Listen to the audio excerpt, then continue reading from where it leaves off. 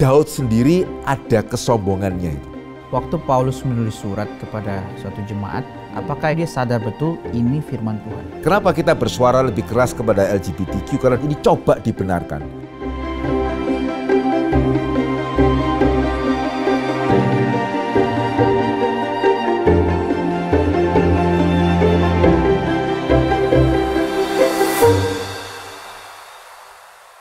Selamat datang di Fokus Q&A, Fondasi Kekristenan untuk Semua, program yang memfasilitasi iman kita dalam mencari pengertian menuju orang Kristen yang dewasa. Saya Kias sebagai host dan di sini hadir Pendeta Dr. Henry Ongkoijoyo, dosen Perjanjian Baru dari STT Reform Injili Internasional, yang akan meresponi pertanyaan-pertanyaan kita. Halo Pak Henry, kembali untuk menjawab pertanyaan-pertanyaan dari pendengar. Dan kita sampaikan kepada para pendengar, banyak sekali pertanyaan yang masuk sehingga boleh bersabar jika pertanyaannya belum dijawab oleh Pak Henry. Kita terus berusaha mengejar itu. Tapi kalau memang ada pertanyaan-pertanyaan yang tidak dijawab, itu biasanya sudah pernah dijawab sebelumnya. Oke, mirip ya maksudnya. Iya, mirip-mirip. Ya, bisa dicek di episode-episode sebelumnya. Ya, oke. Ya. Baik, kita mulai Pak. Dalam Kejadian 6 ayat 4. Pada waktu itu orang-orang raksasa ada di bumi dan juga pada waktu sesudahnya ketika anak-anak Allah menghampiri anak-anak perempuan manusia dan perempuan-perempuan itu melahirkan anak bagi mereka. Inilah orang-orang yang gagah perkasa di zaman purbakala, orang-orang yang kenamaan. Nah, orang-orang raksasa ini apakah keturunan Adam atau ciptaan Allah yang lain? Ya, ini terkait juga ya dengan pertanyaan yang kalau saya tidak salah sempat kita bahas juga ya, berkenaan dengan, nah kalau waktu itu pertanyaannya kepada anak-anak Allahnya ini siapa nih gitu ya.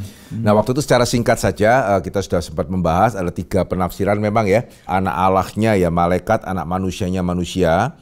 Yang kedua tuh anak Allahnya adalah keturunannya Set, anak manusianya keturunan Kain. Yang ketiga adalah anak Allah menunjuk kepada raja, anak manusia menunjuk kepada rakyat, begitu.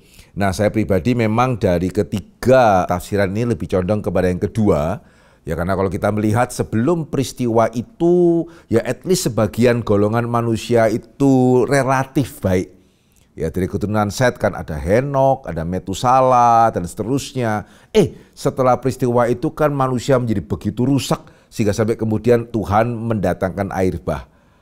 Ya sehingga penjelasan kepada kerusakan itu ya bisa ditemukan dalam peristiwa ketika keturunan Set bercampur dengan keturunan Kain. Sehingga bukannya keturunan Kain yang menjadi baik, keturunan Set yang kemudian justru menjadi jahat. Ya sehingga yang tadinya ya setidaknya keturunan Set ini relatif baik meskipun bukan berarti mereka tidak berdosa gitu ya. Tapi setelah pernikahan itu wah dunia ini dipenuhi oleh kekerasan dan kejahatan. Begitu. Nah, berkenaan dengan raksasa ini sendiri ada 2 kemungkinan. Ya, kemungkinan yang pertama apakah Alkitab mengatakan dari hasil ya pernikahan tadi, wah keturunannya raksasa nih. Gitu ya. Atau juga tidak harus begitu, seharusnya ada kemungkinan yang kedua ya memang pada waktu itu ada raksasa. Ya sama seperti sekarang kita melihat yang cukup viral sekarang kan ada seorang pemain basket wanita ya yang dari China, waduh tinggi sekali dia begitu ya. Ya sehingga pada waktu itu mulai ada orang-orang seperti ini sehingga jangan juga dibayangkan ya ketika kita mendengarkan raksasa itu seperti kita bayangkan apa ya, raksasa yang tingginya mungkin 4, 5, 6 meter, tidak harus begitu ya. Ya sederhananya di dalam Alkitab ya, kalau bisa dikatakan salah satu keturunan raksasa yang paling terkenal itu adalah Goliat. Gitu ya, Goliat ya. Jadi tidak harus kemudian dari pernikahan itu baru kemudian Goliat bisa dilahirkan meskipun tidak menutup. Tetapi yang manapun yang benar begitu ya, ini adalah keturunan manusia.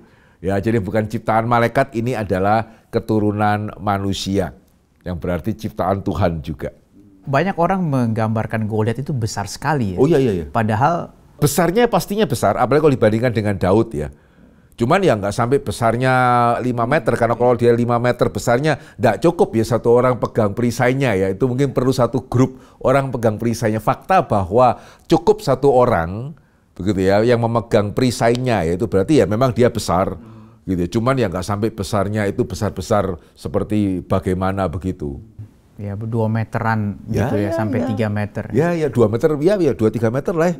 Begitu ya, seperti beberapa hari ini kita juga masih melihat ada orang-orang yang 2 meter lebih begitu. Itu sudah besar sebetulnya itu. Cuma sering digambarkan besar sekali begitu ya. Biasa dia orang kalau menggambar. Nah itu kenapa ya? Ini sedikit melebar ya. Ketika Alkitab itu mendetilkan Ya, itu berarti penting kita harus perhatikan. Itu kan didetilkan dia. Anunya berapa banyak, ininya berapa shikal, kemudian ada satu orang yang membawa perisainya. Sebenarnya kalau kita memperhatikan detailnya, harusnya gambaran kita akan cukup akurat. Ya kan tadi saya mengatakan kalau dia itu 5 meter, perisainya berapa itu mana bisa satu orang bawa. Ya perlu sekelompok orang itu untuk membawa perisainya. Ya sehingga perhatikan detail. Pada kitab Samuel 24 ayat 1 tercantum bahwa bangkitlah murka Tuhan terhadap orang Israel. Ia menghasut Daud melawan mereka. Akibatnya Daud melakukan sensus dan akhirnya Tuhan menghukum mereka. Apabila Tuhan murka terhadap orang Israel, mengapa tidak langsung menghukum mereka tetapi harus menghasut Daud melakukan dosa terlebih dahulu? Ya, ini memang satu pertanyaan yang menarik ya. Ya, Vikaris Kias, untuk menjawab pertanyaan ini kita perlu tahu terlebih dahulu dasarnya. Ya, sehingga dasar yang kita perlu sadari adalah Tuhan bisa memakai dosa, termasuk juga kuasa kegelapan, untuk menghukum orang yang terus berdosa. Ya, dalam bayangan kita ya, hukuman Tuhan atas orang berdosa itu ya dia celaka deh, dia miskin, dia sakit, gitu ya, hama dan seterusnya. Bisa sih. Tetapi salah satu bentuk hukuman Tuhan yang kalau mau dikatakan itu mengerikan di dalam Alkitab ketika Tuhan menyerahkan kita kepada pikiran-pikiran kita yang terkutuk. Ya, kalau saya boleh membacakan ya dari Roma pasal yang pertama, ayat yang ke-18. Murka Allah nyata dari surga atas segala kefasikan dan kelaliman manusia yang menindas kebenaran dengan kelaliman. Bentuknya apa bisa dibaca di ayat yang selanjutnya. Tapi di ayat yang ke-24 kita melihat karena itu.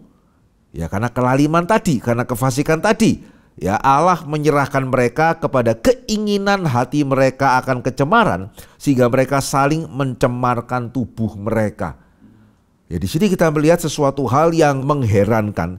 Ternyata hukuman Allah atas dosa itu tidak hanya berupa bencana alam lah dan seterusnya, tapi hukuman Allah khususnya bagi dosa yang terus dilakukan ya adalah menyerahkan mereka kepada keinginan hati mereka. Ya, jadi Allah membiarkan mereka itu liar seliar-liarnya. Sehingga dari ayat ini ya kita bisa menarik suatu pelajaran. Kalau hari ini ya kita tidak berdosa seberdosa-berdosanya. Ya itu sebetulnya karena Tuhan masih berbelas kasihan dan menahan. Ya, sehingga Tuhan menyerahkan itu tidak harus misalnya seperti Tuhan memindahkan kita itu ke dalam kejahatan sementara sebelumnya kita baik-baik saja. Tidak loh. Tapi seperti Tuhan mengangkat. Ya sudah kita terus Tuhan mengangkat tangan pemeliharaannya. Ya kita akhirnya overwhelmed. Gitu ya, overwhelmed dengan dosa-dosa kecemaran kita. Ini yang pertama kita mesti perhatikan. Dan yang kedua juga kita melihat di dalam kisah Saul. Ya, ini kan mirip ya, sebenarnya kisah Saul dengan kisah Daud ini mirip ya bagaimana Tuhan memakai dalam satu pengertian kuasa yang lain. Ya kan di dalam 1 Tawarik pasal 21 dikatakan bahwa roh jahat sebetulnya itu yang menghasut Daud. Ya 1 Tawarik pasal 21 coba kita lihat ya. Ayat yang pertama dikatakan iblis bangkit melawan orang Israel dan ia membujuk Daud untuk menghitung orang Israel. Loh, jadi apakah Allah dengan iblis itu sama gitu ya? Ya tidak. Ya, tapi prinsipnya tadi, ya sama seperti Allah bisa melemparkan manusia ya kepada dosanya ketika dia terus melakukan, demikian juga Allah bisa mengizinkan iblis itu sebagai alat hukuman, bahkan mungkin juga mengutus. Nah, ini mirip dengan Saul kan? Ya, dalam kisah Saul kita melihat persamaan. Di satu sisi dikatakan apa? Roh Allah undur daripada dia. Dan kemudian roh jahat yang dari Allah menggocoh Saul. Tetapi yang kita perlu perhatikan ya, ketika roh Allah itu menggocoh Saul, itu membuat Saul itu apa? Cemas, gelisah. Begitu ya.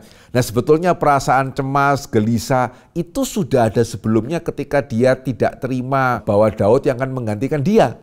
Ya, jadi bukannya dari orang baik-baik, kemudian ada roh yang memberikan kepada dia kegelisahan. Tidak. Gitu ya. Jadi roh itu ya sekedar mengobarkan ya. Ya sama seperti tadi dalam Roma ya, Tuhan menyerahkan mereka kepada pikiran-pikiran yang terkutuk. Ya, sehingga di sini kita melihat persamaan yang kita bisa aplikasikan di dalam pertanyaan berkenaan dengan Daud dan orang Israel. Ya, jadi kita bisa menarik jawaban secara implisit ya. Di satu sisi sepertinya pada waktu itu orang Israel melakukan hal-hal yang Tuhan tidak berkenan. Sebaliknya juga yang kedua begitu ya. Meskipun tidak diceritakan dengan jelas, Daud sendiri ada kesombongannya itu.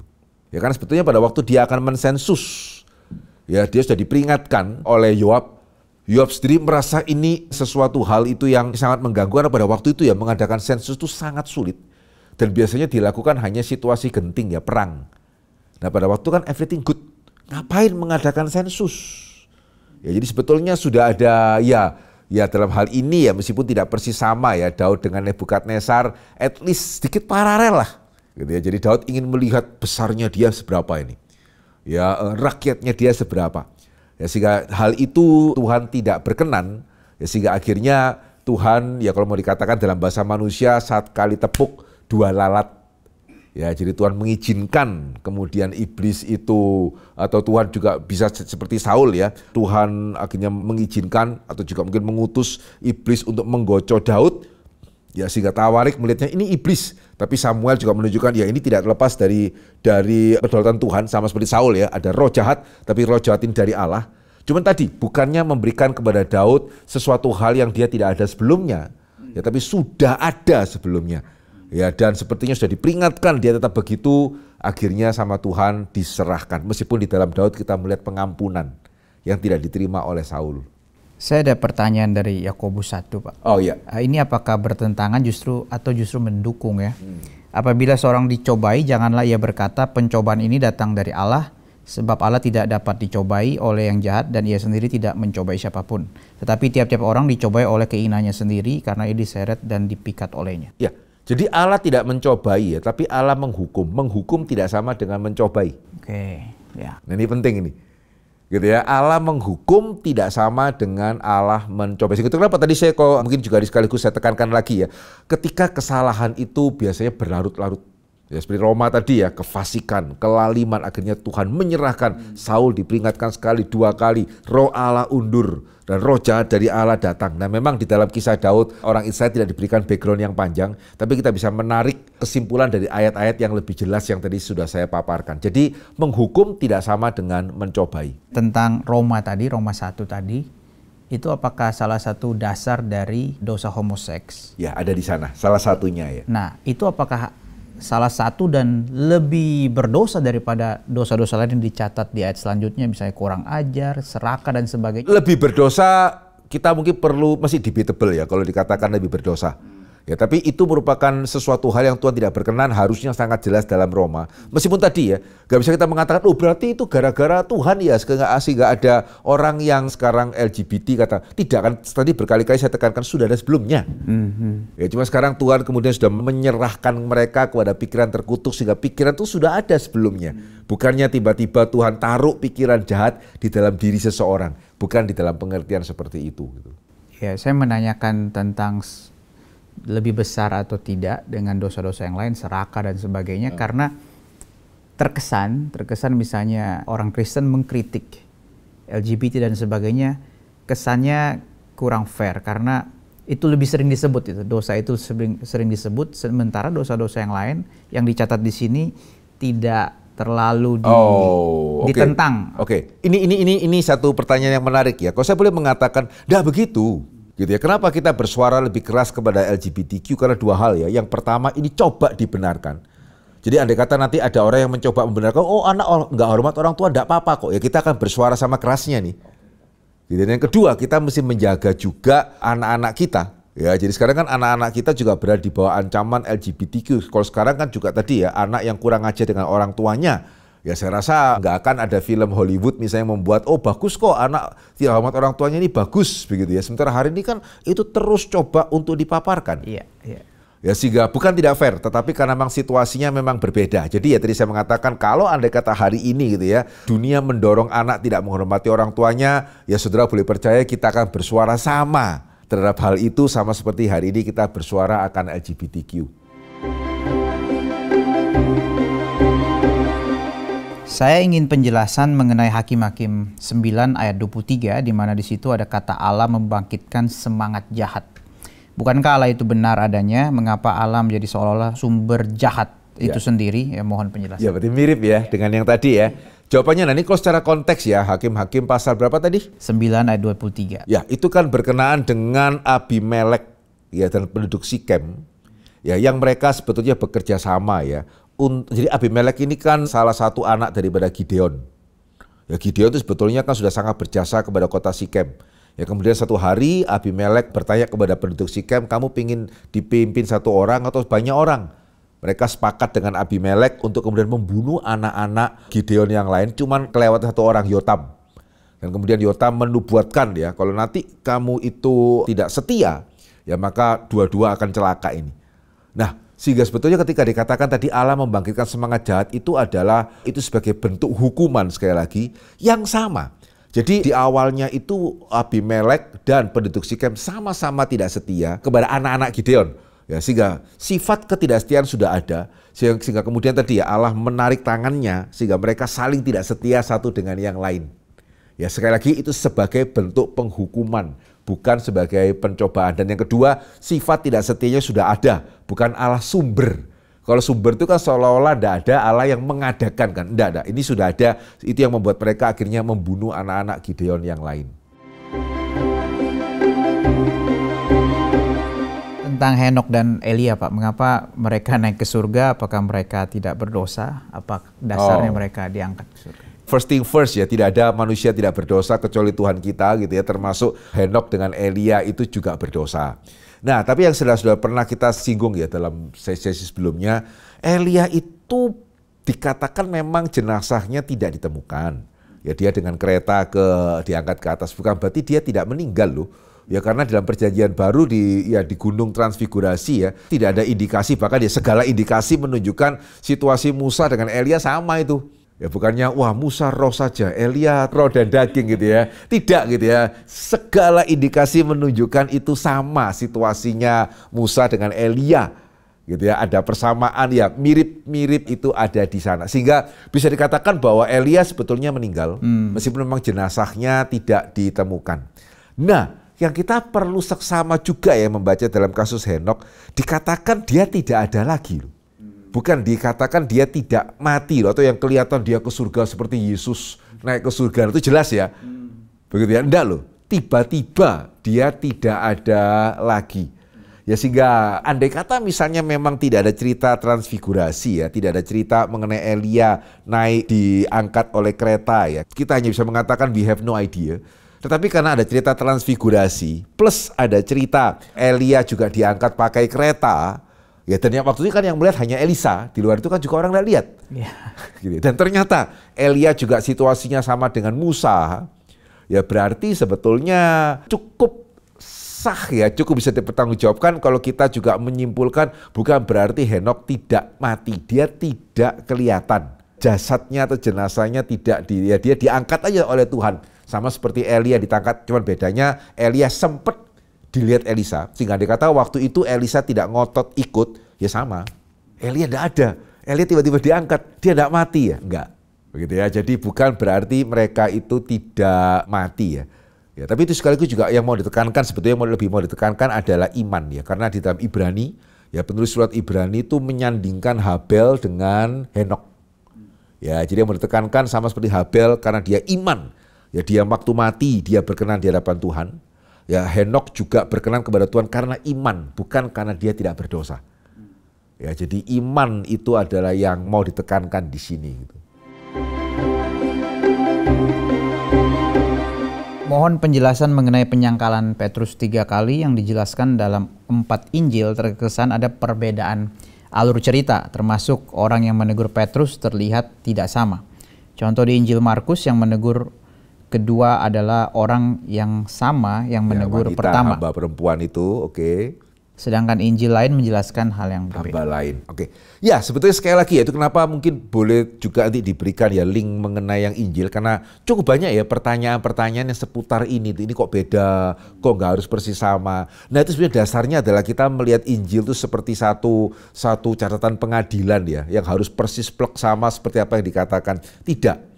Gitu ya, tidak. Sehingga jangan melihat Injil itu seperti catatan pengadilan, seperti satu laporan seperti satu rekaman begitu ya, tidak. Sehingga ya sebetulnya kalau secara alur sih nggak bisa dibilang beda ya, sama-sama 3 kali Ya sebetulnya mau dikatakan perbedaan kecil ya. Yang tadi yang kedua ya, kok hamba perempuan sementara di Injil yang lain hamba yang lain. Ya sebetulnya kalau kita mau sedikit memakai imajinasi kita dengan kesadaran tadi ya, Injil sebagai biografi, ya kenapa enggak mungkin ya? Ya pada waktu itu bersamaan, ya hamba perempuan tuh nanya lagi atau dia ngomong sama temennya gitu ya, temennya, oh iya jangan-jangan kamu bukan. Kenapa enggak mungkin?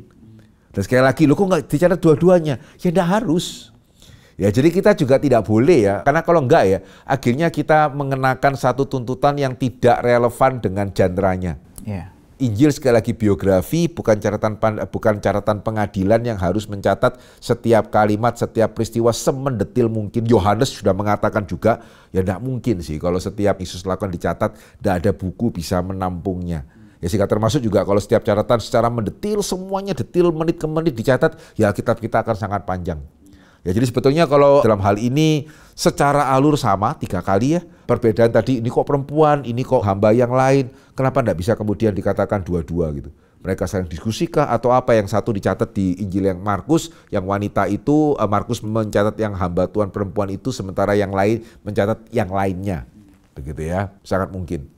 Jadi genrenya itu Greco-Roman biografi ya Pak? Greco-Roman biografi. Jadi bisa disandingkan dengan tulisan-tulisan non-biblika saat itu, memang modelnya pun seperti itu ya, memang. Bahkan yang menarik Richard Bauckham ini yang menemukan ya, cara Injil membuka dengan menutup tulisannya, ya, itu juga menyerupai bibliografi. Ya meskipun tidak semua Injil dalam pengertian, misalnya ya, Injil Markus. Rasul pertama yang dimunculkan itu Petrus. Rasul terakhir yang dimunculkan Petrus. Ya, Lukas juga. Yohanes yang menarik, rasul pertama yang dimunculkan yang kita nggak disebutkan namanya. Rasul terakhir juga yang dimunculkan yang nggak disebutkan namanya, yang dikasih itu. Gitu ya. Nah, ada beberapa biografi, Bauckham menemukan beberapa biografi menemukan cara penulisan yang sama ya. Itu sebetulnya mau menunjukkan saksi matanya siapa. Ya, jadi dalam hal itu pun ya ada kemiripan dengan cara penulisan biografi Greco-Roma pada waktu itu.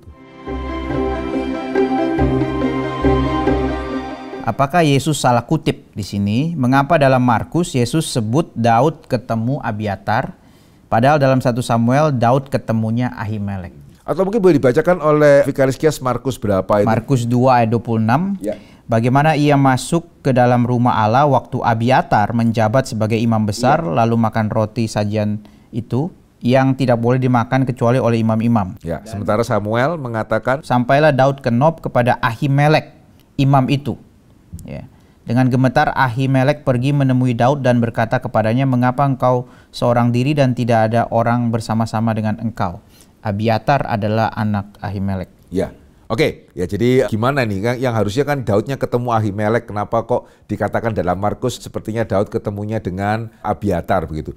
Ya, memang kita harus mengakui ya, ini adalah satu yang juga menimbulkan pertanyaan ya, bahkan kalau saya tidak salah ini yang buat Bart Ehrman akhirnya meninggalkan kekristenan gitu ya. Tetapi gini, satu sisi memang kita mengakui ini bukan sesuatu pertanyaan yang sangat menarik ya, tapi bukan berarti, tidak harus berarti Markus itu bersalah sih. At least ya Vikarisnya ada 2 kemungkinan. Jadi sebenarnya tadi yang diterjemahkan ya, pada waktu Abiatar menjadi imam besar begitu ya.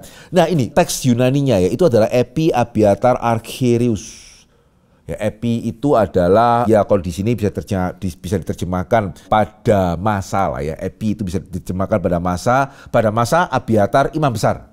Sebetulnya teks Yunaninya as simple as that. Sehingga memang terjemahan yang paling banyak diterima adalah pada saat Abiatar menjadi imam besar. Tapi Epi Abiatar Archereus itu juga bisa diterjemahkan ya pada masa hidup Abiatar, imam besar. Karena memang Abiatar pada waktunya nanti menjadi imam besar. Jadi bukan pada masa Abiatar menjabat sebagai imam besar, tidak harus begitu. Tapi bisa juga pada masa Abiatar hidup imam besar. Gitu ya, pada waktu masa hidup Abiatar imam besar. Kalau saya tidak salah NIV menerjemahkannya seperti itu. Meskipun memang kita harus mengakui lebih umum terjemahan yang ada, tetapi juga tidak bisa dikatakan terjemahan NIV atau kalau saya tidak salah ESV juga ada kecenderungan ke sana. Tidak bisa dikatakan itu terjemahan yang tidak mungkin. Ya sehingga kalau terjemahannya seperti itu, ya iya sih karena Abiatar lebih terkenal. Ini diakui oleh hampir semua teolog, Abiatar memang yang lebih terkenal ketimbang Ahimelek. Ya, sehingga itu kenapa akhirnya entah Tuhan Yesus atau Markus kemudian lebih memunculkan nama Abiatarnya, gitu ya, bukan Ahimeleknya. Begitu. Itu kemungkinan pertama. Kemudian yang kedua adalah seperti kita melihat ya dalam beberapa kasus juga dalam Perjanjian Lama, pemerintahan bersama atau jabatan bersama. Bisa terjadi ya, mungkin pada waktu itu Ahimeleknya lemah tubuh atau apa gitu ya, sehingga akhirnya Abiatar juga ikut membantu. Contoh yang lain yang terkenal meskipun dalam pengertian agak berbeda, Hanas dan Kayafas imam besar, kan tidak bisa, harusnya kan satu ya. Tapi pada waktu itu kan Hanas memang imam besar, kemudian orang Roma itu mengangkat Kayafas secara semena-mena kalau mau dikatakan, cuman bagi orang Israel tetap mereka lebih hormat Hanasnya, sehingga akhirnya ya tidak salah juga ketika dua-duanya disebutkan bersama-sama. Padahal kan sama seperti hari ini tidak bisa dong dua paus, juga sebetulnya tidak bisa ada dua imam besar. Jadi di dalam sejarah Israel ada beberapa catatan mengenai pemerintahan, ya istilahnya itu co-regent ya, pemerintahan bersama-sama. Ini adalah kemungkinan yang kedua. Gitu ya. Jadi ada beberapa kemungkinan penjelasan, tidak kemudian langsung berarti bahwa Markus atau Tuhan Yesus salah kutip gitu. Apakah pengalaman-pengalaman penulis Alkitab turut berpengaruh terhadap apa yang dituliskan dalam Alkitab? Tidak bisa dipungkiri bahwa pengalaman-pengalaman manusia juga akan mempengaruhi karakter kepribadian seorang manusia. Contohnya, apakah dapat dikatakan bahwa Rasul Paulus pernah menikah, maka dia dapat menuliskan nasihat-nasihat tentang hubungan suami istri yang lebih relevan? Apakah tulisan Paulus akan tetap sama demikian apabila belum ada pengalaman menikah? Ya, akan tetap sama. Begitu ya, karena apa yang dia tuliskan itu sekaligus adalah firman Tuhan. Ya, sekaligus adalah firman Tuhan, sehingga Tuhan memakai pengalaman sekaligus Tuhan menguduskan. Jadi seperti tadi ya, jadi seperti dua konteks berbeda. Dalam hal kasus yang berdosa ya, Tuhan menyerahkan mereka. Ya, berarti sudah ada, tapi Tuhan serahkan. Dalam hal ini memang ada pengalamannya, tapi Tuhan menguduskan pengalaman itu sehingga tidak mentah-mentah merupakan pengalaman seseorang.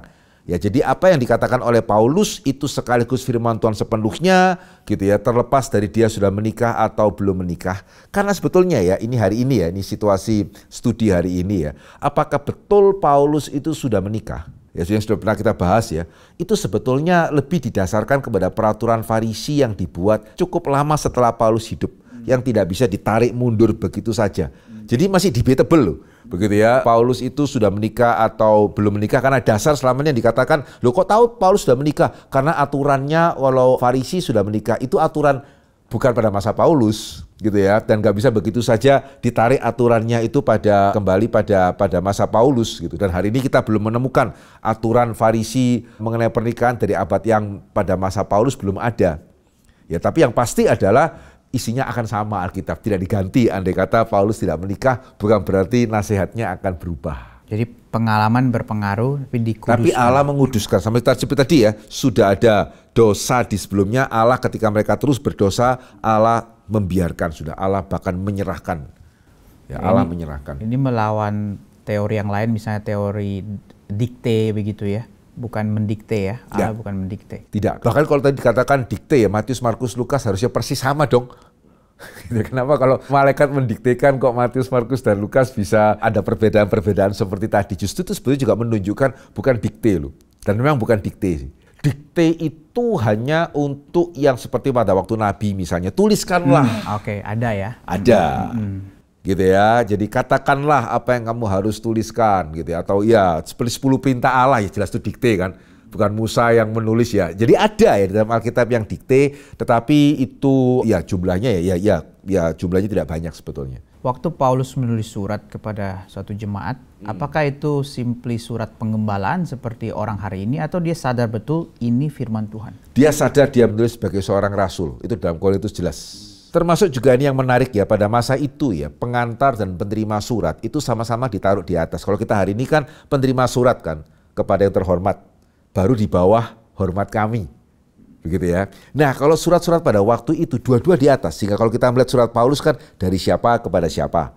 Cuman surat-surat pada waktu itu ya, ada yang sama seperti kita, kepada siapa dari siapa, cuman sama-sama di atas. Ada yang dari siapa kepada siapa, sama-sama di atas. Nah, salah satu yang membedakan adalah saya nulis kepada siapa nih. Kalau sampai saya nulis misalnya kepada raja, jangan sampai ya, dari saya kepada raja gitu ya. Ya kepada raja dari saya meskipun sama-sama di atas. Nah surat Paulus tidak ada satupun yang kepada siapa baru dari Paulus. Selalu dari Paulus rasul. Bahkan beberapa kali dia menekankan rasul kepada ini. Nah penyebutan rasul di awal sama seperti hari ini ya. Saya misalnya aja ya pendeta atau CEO gitu ya. Nah itu adalah sesuatu hal yang menunjukkan yang nulis ini siapa nih. Ya, sehingga Paulus kan mengatakan dari Paulus rasul bukan oleh manusia tapi oleh Yesus Kristus dan seterusnya begitu. Kalau yang bukan rasul bagaimana Pak? Nah bagi yang bukan rasul ya katakanlah memang seperti Lukas. Ya tentunya ya Lukas tidak menegaskan kerasuliannya. Tetapi dia menegaskan kebertanggungjawabannya. Ya setelah aku menyelidiki segala perkara dari semula. Ya maka kemudian aku memutuskan untuk membukanya secara teratur. Berarti dia tidak mengatakan yang ditulisannya itu adalah firman Tuhan? Ya tidak. Tapi kemudian afirmasi ya afirmasi. Dari gereja juga ya. Dan juga tetap bagaimanapun di belakang Lukas kita melihat Paulus. Nah Markus mungkin juga contoh yang lain ya. Markus kan nggak ada ya, dia menunjukkan kebertanggungjawabannya. Tapi seperti tadi saya mengatakan dia memakai teknik penulisan biografi pada waktu itu. Untuk mengatakan Petrus nih, di balik saya Petrus nih. Dan sejarah memang mencatat Markus kan ikut Petrus ke Roma ya. Kemudian dia yang diminta oleh jemaat untuk menuliskan apa yang Petrus khotbahkan begitu. Ya jadi tetap ada pertanggungjawaban yang bagus sih, yang baik. Oke Pak, itu hari ini sampai di sana Pak. Ya, kiranya menjadi Terima berkat. kasih untuk setiap jawaban Pak Henry. Sama-sama.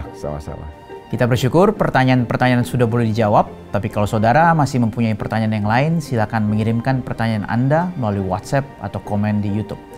Link kelas fokus episode 1-22 yang membahas dari penciptaan sampai eskatologi bisa didapatkan di dalam kolom deskripsi. Jika saudara mendapat berkat dari program ini, silakan men-share kepada yang lain.